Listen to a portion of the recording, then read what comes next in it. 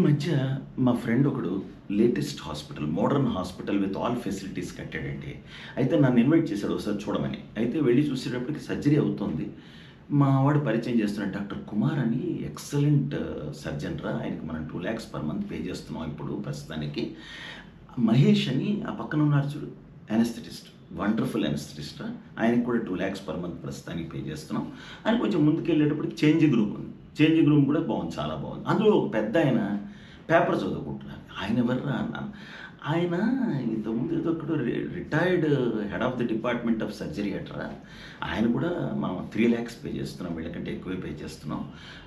అంటే ఇప్పటివరకైతే ఈ 2 నెలల్లో ఆయన ఏమీ పని చేయలేదు. ఓపీలో కాసేపు కూర్చుంటారు, థియేటర్ దగ్గరకు వచ్చి కూర్చుంటారు, కానీ ఆయన ఏం పని ఏం చేయట్లేదు. కానీ వీళ్ళిద్దరు అంటే కుమారు, మహేష్, ఈ అనస్థెటిస్ట్ సర్జన్ మాత్రం ఆయన్ని బాస్ బాస్ అంటూ ఉంటారా. మరి బాస్ అంతే.